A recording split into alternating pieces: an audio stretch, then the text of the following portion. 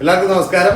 Fun feel ഫുഡിന്റെ ഒരു പുതിയ വീഡിയോയിലേക്ക് എല്ലാവർക്കും സ്വാഗതം. ഇന്ന് നമ്മൾ തിരുവനന്തപുരം സ്റ്റൈലിൽ സ്പെഷ്യൽ ബോളി ഉണ്ടാക്കുമ്പോൾ നമുക്കറിയാം സദ്യക്ക് ഏറ്റവും പ്രധാനപ്പെട്ട ഒരു ഇനമാണ് തിരുവനന്തപുരത്തുകാർക്ക് ബോളി എന്ന് പറയുന്നത്. ഇപ്പം കേരളത്തിലെ എല്ലാ സ്ഥലത്തും ബോളി അറിയപ്പെടുന്നുണ്ട്, ബോളി കഴിക്കുന്നവരുണ്ട്.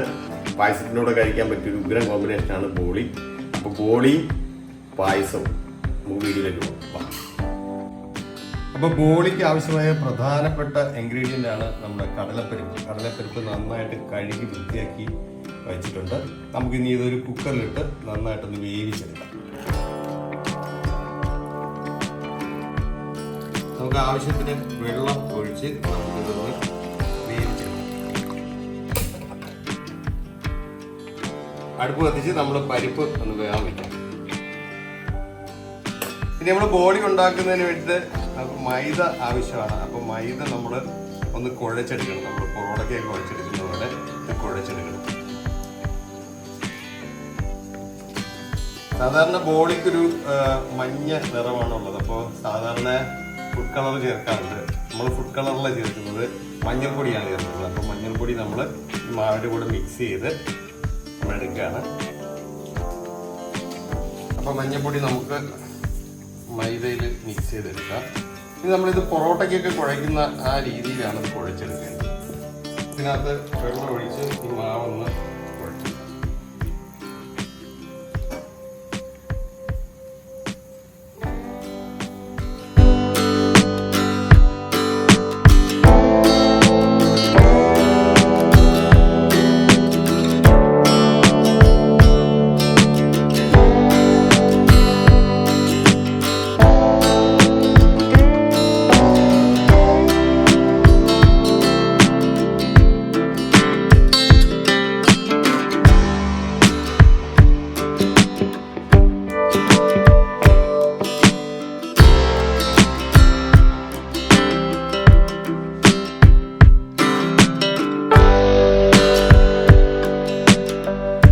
നമ്മൾ മാവ് കുഴച്ച് വെച്ചിട്ടുണ്ട്. അതിലേക്ക് കുറച്ച് സൺഫ്ലവർ ഓയിൽ നമ്മൾ ഇതിനകത്ത് ഒഴിച്ചു കൊടുക്കും.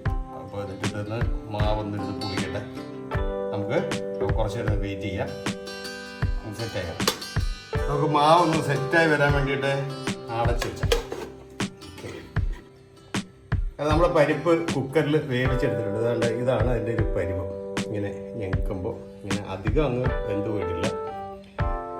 ഈ ഒരു പരുവത്തിന് നമ്മൾ അതിൻ്റെ വെള്ളം മുഴുവനും ഊറ്റിയെടുത്ത് മാറ്റിയിട്ടുണ്ട്. ഇനി നമ്മൾ അടുത്ത ഘട്ടത്തിലേക്ക് പോകണം. ഇനിയിപ്പോൾ സ്റ്റൗ കത്തിച്ചിട്ട് ചുവട് കട്ടിയുള്ളൊരു പാത്രം അടുപ്പിലേക്ക് വയ്ക്കുക. അതിലേക്ക് നമ്മൾ ഈ വേവിച്ച് വെച്ചിരിക്കുന്ന പരിപ്പ് നമുക്കൊരു ലോ ഫ്ലെയിമിൽ വെച്ചാൽ മതി കേട്ടോ.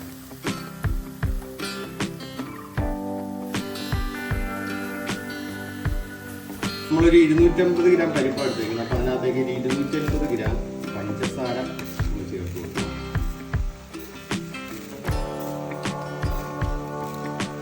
ഇത് നമ്മളിവിടെ നന്നായിട്ടൊന്ന് മിക്സ് ചെയ്ത് പഞ്ചസാര ഒന്ന് ചൂടായി ഒന്ന് അരിഞ്ഞ്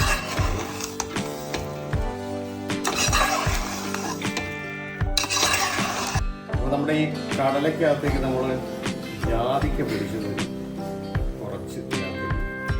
ജാതിക്ക് ഇതിലൊരു പ്രത്യേക ടേസ്റ്റ് ഉണ്ടാക്കുന്നൊരു നമുക്കിതൊന്ന് നന്നായിട്ട് മിക്സ് ചെയ്ത് റെഡിയാക്കി എടുക്കുക. ഏകദേശം ഒരു ഇതൊന്ന് കുറച്ച് കഴിയുമ്പോൾ ഇതൊന്ന് കട്ടിയാവും. അന്നേരം നമുക്കിത് മിക്സിയിൽ ചെറുതായിട്ടൊന്ന് അരച്ചെടുക്കാം. ഇതിപ്പോൾ കടല ഓൾറെഡി നന്നായിട്ട് വെന്തിട്ടുണ്ട്. ഒന്ന് നമ്മുടെ ഈ കട്ടിയൊന്നും ഇല്ലാത്ത രീതിയിൽ ഒന്ന് അരച്ചെടുക്കാം. കഴിയുമ്പോൾ തണുക്കണം. അങ്ങനെ നമ്മുടെ കടല വേവിച്ച് നമ്മൾ അരച്ചെടുത്തിട്ടുണ്ട്. അരച്ചെടുത്ത് നമ്മളൊരു ബോൾ പിടിക്കാൻ പരുവത്തിന് നമ്മളിങ്ങനെ സെറ്റാക്കിയിട്ടുണ്ട്. അപ്പോൾ ഇങ്ങനെ നമ്മൾ ബോൾ പിടിച്ചിട്ടാണ് മൈദയുടെ ഒരു കോട്ടിങ് നമ്മൾ സെറ്റ് ചെയ്യുന്നത്. എന്നിട്ടാണ് നമ്മളത് പരത്തിയെടുത്ത് ചുട്ടെടുക്കുന്നത്. അപ്പോൾ നമുക്കിനി ബാക്കിയുള്ള പ്രോസസ്സിലേക്ക് പോകാം. അപ്പോൾ നമ്മുടെ ബോളിയുടെ മൈദ നമ്മൾ കുഴച്ച് വെച്ചതെല്ലാം സെറ്റായിട്ടുണ്ട്. അപ്പോൾ നമ്മളിതിനൊരു കോട്ടിങ്, മൈദയുടെ ഒരു കോട്ടിങ്ങാണ്. ഈ കോട്ടിങ്ങിലാണ് നമ്മൾ ഈ കടലയുടെ ഫില്ലിങ് വെച്ചിട്ട് പരത്തിയെടുക്കുന്നത്. അപ്പോൾ നമുക്ക് ആ കാര്യങ്ങളിലേക്ക് പോകാം. അപ്പോൾ നമ്മുടെ ഫില്ലിങ് മൈദയിലോട്ട് വെച്ചിട്ട് നമ്മൾ മൈദ ഒന്ന് കവർ ചെയ്തെടുക്കുകയാണ്.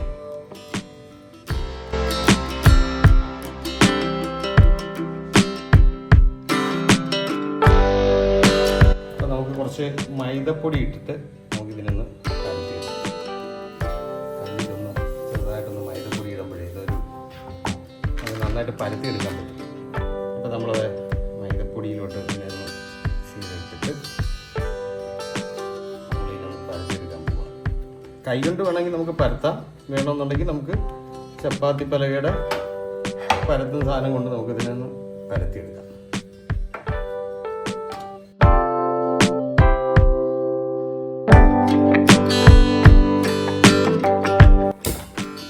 ബോളിയുടെ ഷേപ്പ് ഒന്നും നോക്കണ്ട കേട്ടോ, നമ്മളിതിനൊന്ന്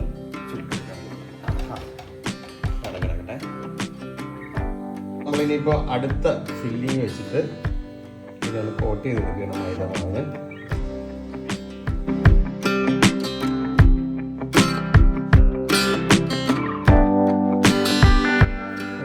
ബാലൻസുള്ള മാവ് നമുക്ക് ഇതിന് ഒഴിവാക്കാം. അപ്പോൾ നമ്മളിനി അടുത്ത ബോളിക്കുള്ള മാവ് നമ്മളൊന്ന് പരത്തിയെടുക്കാൻ ലേശം പൊടിയെടുക്കാം.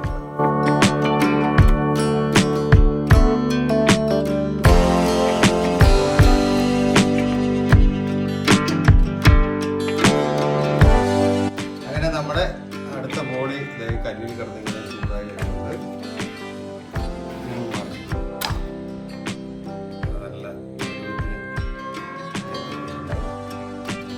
അത് നമ്മളെ ബോഡി വെന്ത് റെഡി ആയിരുന്നത് നമ്മളിങ്ങനെ ഒന്ന് ചെറുതായിട്ട് മണക്കുമ്പോൾ തന്നെ അതുകൊണ്ട് ഒടിഞ്ഞു വന്നത് കണ്ടോ.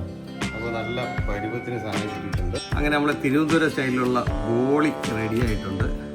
ഇനി നമ്മൾ ബോളിയിലേക്ക് കുറച്ച് വെർമസലി പായസം കൂടി ഒഴിക്കുക. ഈ ബോളിയും പായസം നല്ല സോഫ്റ്റായിട്ട് വരുന്നുണ്ട്, നല്ല സോഫ്റ്റായിട്ട് വരുന്നുണ്ട്. പായസവും ബോളിയും കൂടെ മിക്സ് ചെയ്യുന്നു, ഇങ്ങനെ എടുക്കുന്നു.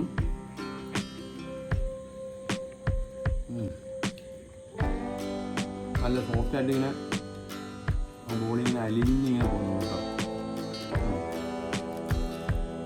അപ്പോൾ കുറച്ച് കഷ്ടപ്പാടാണെങ്കിലും സംഭവം സെറ്റപ്പാണ്. അപ്പോൾ ഇത് നിങ്ങൾ വീട്ടിലൊന്ന് ട്രൈ ചെയ്ത് നോക്കുക. ഇത് സമയം എടുക്കുമെങ്കിലും നല്ലതാണ്.